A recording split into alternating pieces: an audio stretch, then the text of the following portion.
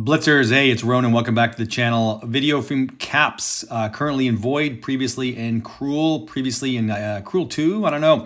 Caps is a good friend of the clan and sent me this video of his 140. I had to tell you guys it's probably the best single game I've seen, single performance I've seen in the game, and worth a watch. A lot of great points. Starting with this one, we're in Neville Frontier, and you see Caps here going to a spot here that I think Droodle's made it famous.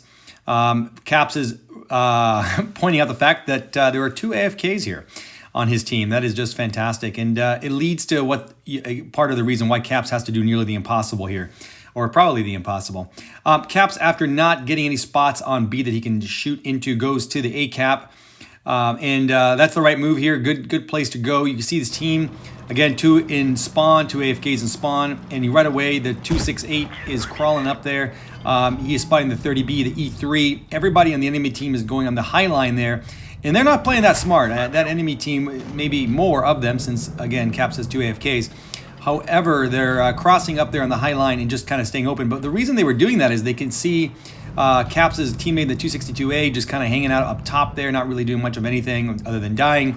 And then the Caps' whole re is rushing this 268, which is a really bad tactic for the whole re because he's exposing his entire very, very soft belly of his rear end.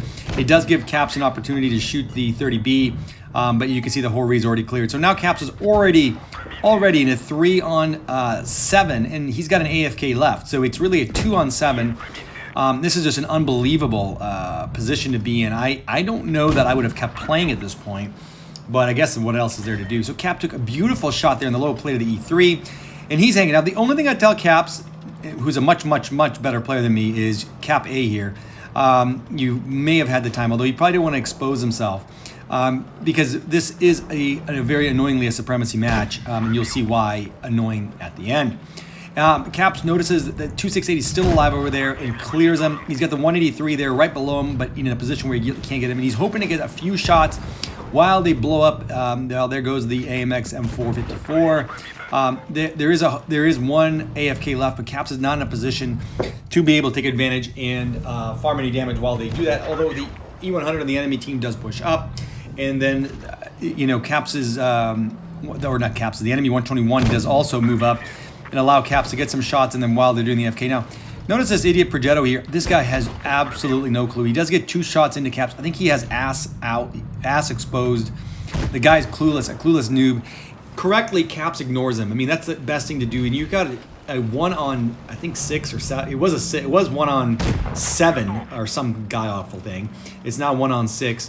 And I did notice here that the Object 263 did come to life. He is moving down there. So congratulations. So now still, I guess we'll call it 2-on-5, 2-on-4. And Caps is going to go try to get some help. He does take a shot into this 183.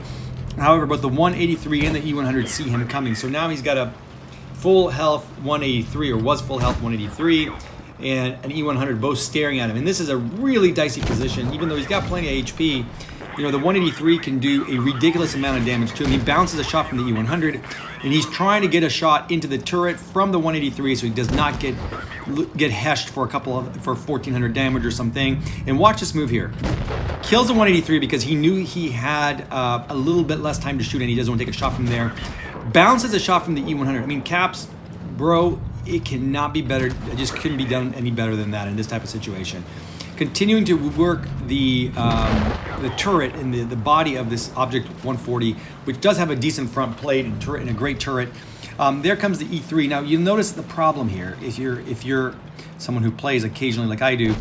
Oh, big hit from Caps, catches him on fire too, but he's okay. The problem is not the E3, although man, nobody wants to face an E3. And Cap clears him right away. It's that he's got 2 bases capped against him, and he does not know where the enemy is. It's the Progetto.